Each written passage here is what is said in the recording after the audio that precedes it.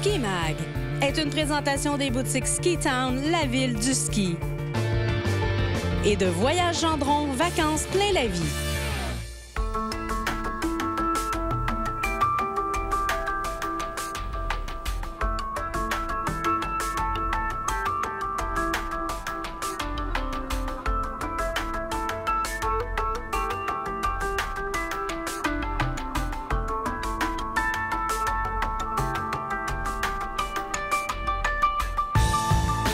Et ça, c'est la rivière Columbia, c'est ça? Oui, c'est la rivière Columbia, puis la piste ici, c'est Snow Rodeo. Excellent. Bienvenue à l'émission et bienvenue, on n'est pas tout à fait au sommet, mais dans le plus grand domaine skiable, le plus grand dénivelé en Amérique du Nord, c'est à Revelstoke, en Colombie-Britannique. Marie Duchesneau, je me demande pourquoi tu as décidé de t'installer ici. Bien là, c'est ici qu'il y a la meilleure neige. C'est pour ça qu'il fallait que je vienne passer l'hiver ici. On a eu une saison exceptionnelle, 11 mètres de poudreuse. Et un grand sourire. Je regarde la grosseur de vos skis, c'est un bon indicateur de ce qu'on retrouve ici. Souvent, les gens me disent « Où tu t'en vas avec tes skis nautiques, Marie? » Ils comprennent pas pourquoi jusqu'à temps qu'ils se rendent compte qu'avec les petits skis du Québec, c'est vraiment pas ça qu'il faut ici. Les gros skis de poudreuse, ça fait peur au début un peu, mais une fois qu'on est là-dessus... On est d'accord, c'est peut-être pas la montagne parfaite pour les débutants, mais à partir de skieurs intermédiaires, il y en a pour tout le monde. Mais c'est quand même un gros terrain, là. C'est un gros terrain, il y a du terrain expert. Il faut juste se faire confiance, puis regarder un peu le terrain, demander aux locals. Mais il y en a vraiment pour tout le monde, mais c'est sûr qu'un skieur intermédiaire expert va avoir beaucoup plus de plaisir et d'options qu'un skieur débutant. Bon, ben, on va découvrir ça avec Marie, notre ami Simon, Jean-Luc Brassard et notre ami de chez Gendron, Paul. Bienvenue à Revelstoke. On y va? La montagne offre pas moins de 3121 acres de terrain skiable comprenant des bols en milieu alpin, mais aussi 15 sections de montagne dans les arbres et du terrain damé phénoménal. Quelle montagne gigantesque! Revelstoke, c'est officiellement le plus gros dénivelé en Amérique du Nord. 5600 pieds à partir du sommet jusqu'à la base.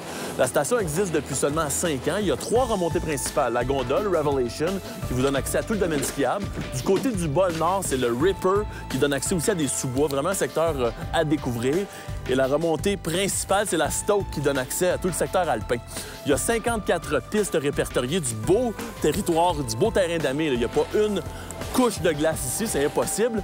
Mais ce qui est impressionnant, c'est tout le secteur hors piste. 3000 acres de terrain. Et regardez, on dirait qu'il neige tout le temps. C'est un peu ça le positionnement de Revelstoke. On veut faire découvrir l'immensité du territoire.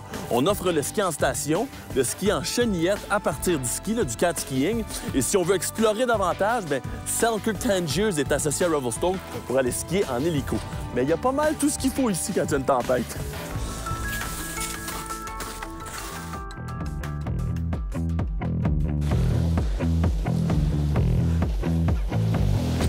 Donc ça, c'est North Pole, en fait. Oui, ici, on est à l'entrée de North Pole, une des entrées qui s'appelle Sweet Spot. Il y a plusieurs entrées pour venir dans North Pole. Moi, j'aime bien Sweet Spot parce qu'on a accès à beaucoup de terrain puis on n'a pas besoin de marcher. Exactement. Puis ça nous fait un petit réchauffement. Ça nous fait un petit réchauffement. Fait que nous, dans le fond, on va prendre l'entrée juste ici puis on va rentrer dans North Pole. OK, on te suit. Wow, check le bol, allez pas trop vite, une petite bosse. Elle connaît son spot, le Sweet Spot.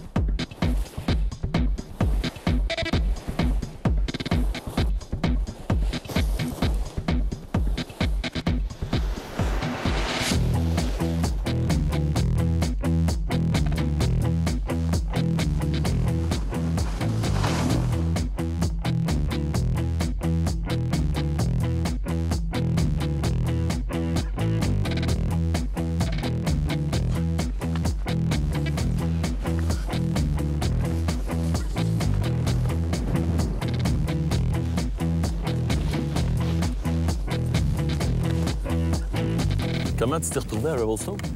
Mon copain, qui est norvégien, est venu passer l'hiver ici l'année passée, puis il m'a dit « Marie, on n'a pas le choix de passer une autre saison ici. » Fait que Je suis déménagée dans l'Ouest pour l'hiver, puis je regrette pas ma décision.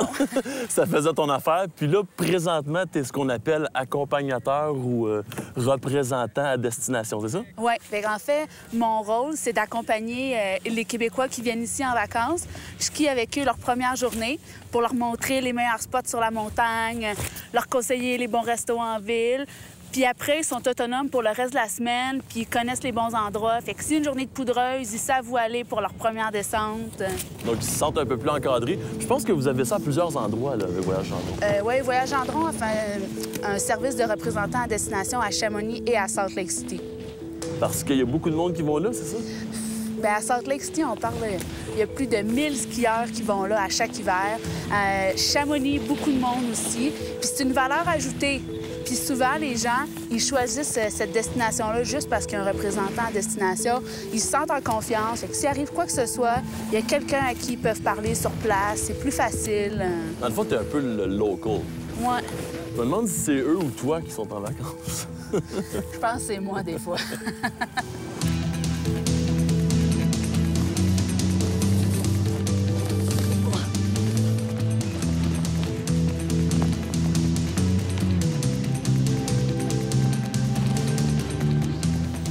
Regarde, Simon, de l'autre côté, c'est Gracias Ridge. C'est là qu'on va aller skier pour la prochaine run. Il y a plusieurs options. Il y a 5 corridors. Puis si t'es un peu plus téméraire, il y a beaucoup de cliffs à sauter, des barres rocheuses, on dirait en français. Les cliffs, ça va être lui là, en mauve, puis lui en vert. Puis nous autres, Paul, on va rester les pieds au sol. Gracias Ridge, c'est là qu'il y a la plus belle neige sur la montagne parce que c'est un peu plus loin, fait qu'il faut se donner la peine de se rendre. Puis quand il y a une grosse tempête de neige, c'est la partie qui ferme. Donc 2 jours après, quand c'est la semaine puis qu'il n'y a plus de touristes, les locals, on va là, puis on a de la neige jusqu'au jour.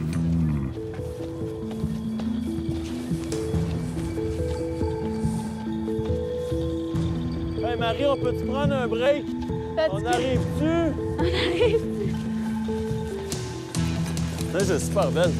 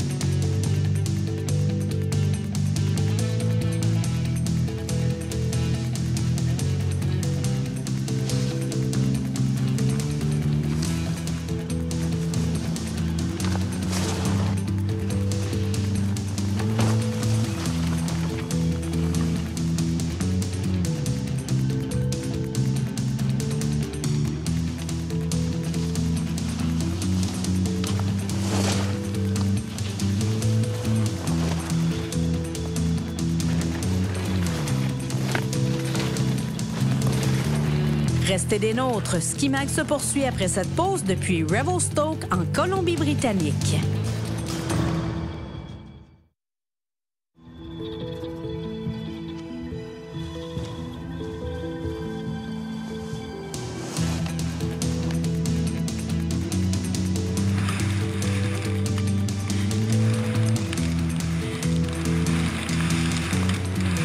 Jean-Luc, première impression, est-ce que ça te fait penser un peu au massif avec le cours d'eau qui plonge au pied des pentes? Oui, la rivière Columbia, c'est impressionnant. Tout de même, c'est impressionnant. C'est un fleuve ou une rivière majeure. Revelstoke, on parle beaucoup du dénivelé, mais il faut le vivre pour le croire. C'est immense, c'est gros, la qualité de la neige exceptionnelle. Aucune plaque de glace, que de la neige naturelle. Des beaux vallons en descendant, c'est Nirvana, c'est le paradis. Toi, tu voyages beaucoup avec Gendron, puis tu as fait pas mal de stations de ski. Pourquoi tu as décidé un peu de t'associer ou tu aimes bien voyager avec eux? Un voyagiste axé sur le ski, Ouais. donc qui connaît les besoins des skieurs. Moi, personnellement, avoir une station qui vibre de party, je veux faire le party à Montréal. Quand je me déplace pour faire du ski, c'est pour faire du ski. Est-ce que tes horizons de ski sont élargis? Tu as fait une carrière de ski acrobatique internationale. Là, je te vois avec des bottes de randonnée, tu fais du hors-piste, tu fais du carving.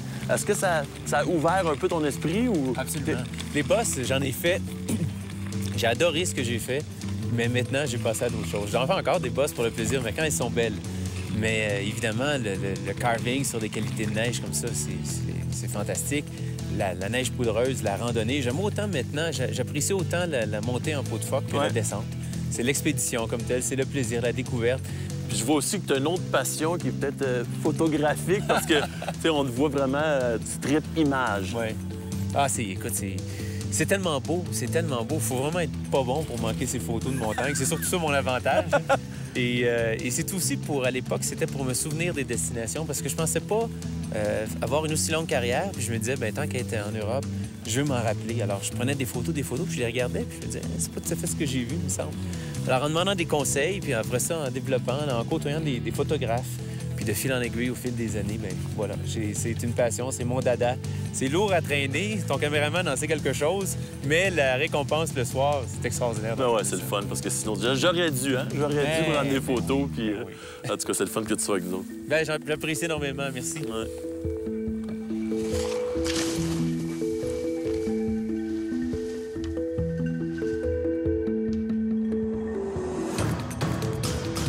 Bien, ici, Simon, on est au top du North Bowl. Ça s'appelle Sub Peak. C'est environ 15 minutes de marche. C'est quand même intense, mais ça vaut la peine. Le sommet qu'on voit juste en haut, c'est le mont Mackenzie qui est à 2450 mètres. OK, ça, c'est le Mackenzie. Oui, ça, c'est le Mackenzie. Fait que ça, on peut se rendre. On voit il y a des skieurs qui, tranquillement, pas vite, ils font leur chemin pour se rendre au sommet. Puis une fois au sommet, tu as plusieurs lignes qui sont possibles en hors-piste. Puis une célèbre à Revelstoke, c'est Brown Short, le couloir qu'on voit. Tu l'as fait? Moi, je l'ai fait hier, puis c'est pas pour rien que ça s'appelle Brown Short. Puis on peut soit aller du côté de North Bowl ou on peut descendre du côté de South Bowl, qui est une autre option, un peu plus tranquille. De ce côté-là? Ouais, c'est souvent moins skié, fait que la neige est tout le temps belle.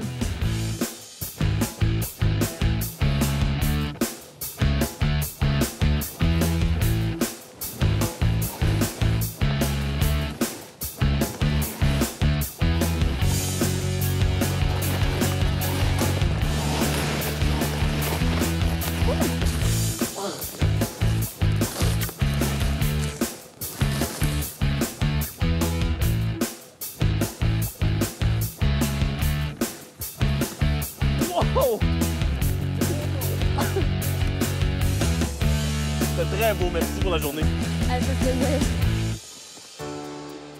Après la journée, le groupe de Voyage Gendron a été invité à prendre part à l'après-ski au Nelson Lodge, qui fait maintenant partie de la famille des hôtels luxueux 5 étoiles de la chaîne Sutton Place. Nous avons pu profiter d'un léger goûter et discuter de nos plus belles descentes. Cet établissement ski au pied propose des suites offrant une vue imprenable sur la rivière Columbia et les montagnes Monachees. Les unités sont construites avec du granit, du bois riche et décorées avec des accents de cuir, d'acier inoxydable et de nickel. Bien que la station de Revelstoke n'a qu'à peine 5 ans, le village au pied des pistes prend de plus en plus forme et offre des services tels que le Rockford Walk Bar and Grill, qui propose des repas copieux dans une ambiance de bistrot moderne. À quelques minutes du bas des pistes, vous pourrez aussi découvrir le village de Revelstoke, qui propose aussi plusieurs services tels des boutiques, des bars et des restaurants. Le Village Idiot est le spot pour les jeunes et parfait pour les ski-bums. À l'origine, la ville de Revelstoke s'est développée dans les années 1900 autour du transport ferroviaire, le chemin de fer développé par le Canadien Pacifique. Ensuite, c'était surtout par l'industrie forestière. Mais maintenant, avec le centre de ski, il y a une belle clientèle touristique, il y a des restaurants, il y a des beaux trucs à voir. Et on a trouvé un petit coin tenu par des Québécois, un autre spot que Paul connaît. On va voir ça si nos Québécois font une bonne job. La vision du Woolsey's Creek Bistro est de créer une expérience unique où l'imaginaire et la cuisine savoureuse se rejoignent dans une ambiance chaleureuse. La table s'inspire du terroir et offre une cuisine qui promouvoit les produits biologiques ainsi que les produits de la région. C'est un endroit à découvrir lors de votre visite à Revelstoke. La chronique équipement vous est présentée par les boutiques Ski Town, la ville du ski. Les twin tips ou skis à double spatule, Dave, c'est plus fait seulement que pour aller à reculons, hein? Non, les twin tips maintenant, c'est vraiment spécialisé.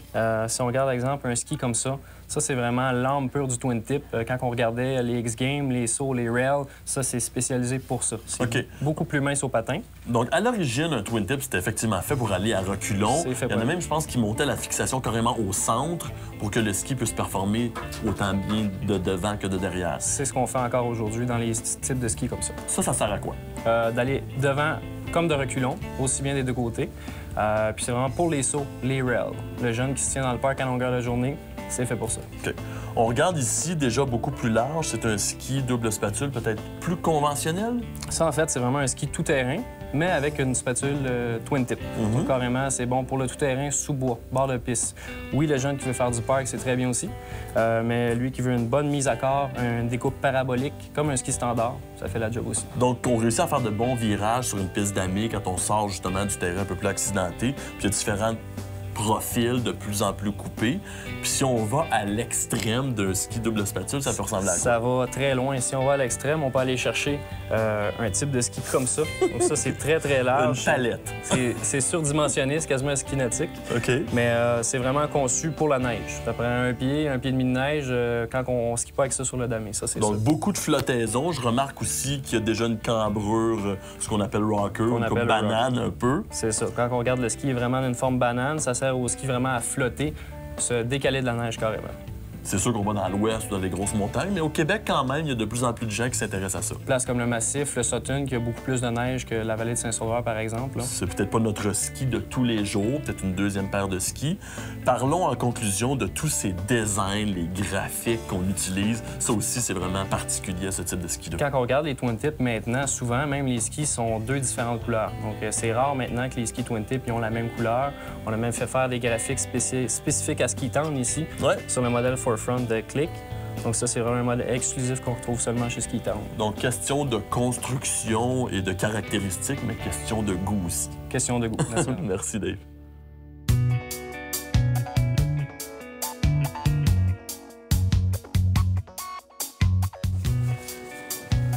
Morning! Bon, deuxième journée.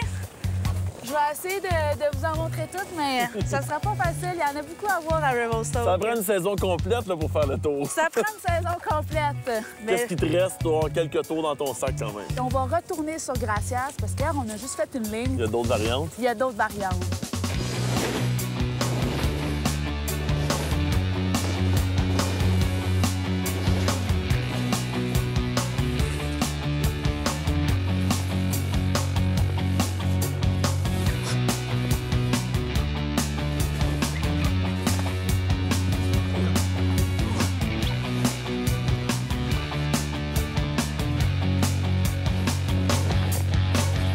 Fait que si, Simon, on est dans un endroit, je vais dire secret, je connais pas le nom. En fait, c'est le 2e boot pack à partir de Gracias Ridge. Puis ça vaut la peine de venir parce que si on regarde, il n'y a pas beaucoup de traces, puis il y a bien de la neige. Donc, est-ce qu'on est encore dans le bol nord ou on est comme sorti? On est un peu sorti, puis en fait, à partir d'ici, on s'en va à la chaise la Ripper. Oh là. On est encore. Let's go, on va aller goûter à ça.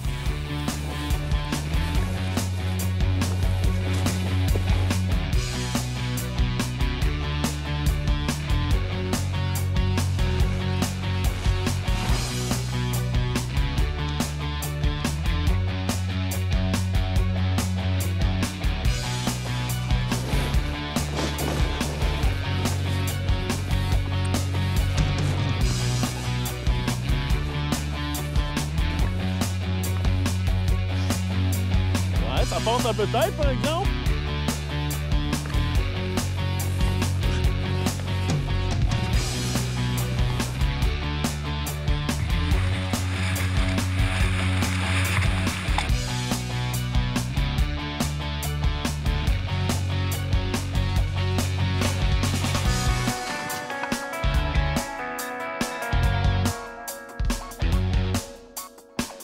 Au moment de tourner l'émission, à la mi-avril, c'était la dernière journée de ski de Revelstoke, puis il neige encore. C'est pas parce qu'il manque de neige qu'on ferme, hein? Non, c'est pas parce qu'on manque de neige, il manque juste de skieurs. À ce temps-ci de l'année, veux pas, on passe à autre chose. Mais Avec 92 jours de ski, là, je peux pas me plaindre. Je pense que vous allez avoir de la visite de quelques Québécois. Ça va continuer à se développer. J'espère. C'était bien le fun, en tout cas. Merci à Paul, merci à toute la gang de chez Voyage Gendron, merci à Jean-Luc Brassard et à Miguel. Il nous reste peut-être un petit peu de gaz pour faire une dernière descente. Oui. Un petit peu. Merci d'avoir été là. Ici Simon Saint-Arnaud. On se revoit la semaine prochaine. Ciao.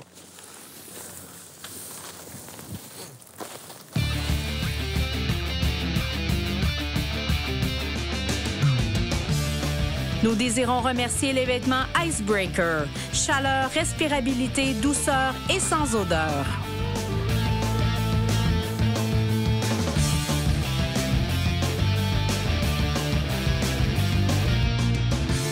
Ski Mag vous a été présenté par les boutiques Ski Town, la ville du ski.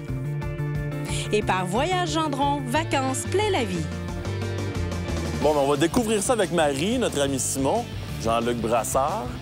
Et notre ami de chez Gendron. J'ai oublié ton prénom. C'est que je suis dans la ligne. Voyons, c'est Paul. Voyons, j'ai un blanc. Puis mon micro, il me frottait dans... Il me frottait-tu, mon micro? OK. À l'origine, la Revelation, c'est la télécabine. La remontée quadruple Stoke, qui donne accès au secteur le plus alpin de la montagne. Et même le petit Ripper. On voit ce qui est ton esprit, tu sais. Ça fait 3 minutes qu'il n'y a pas un mot. Comment ça s'appelle, l'autre bord de danseuse?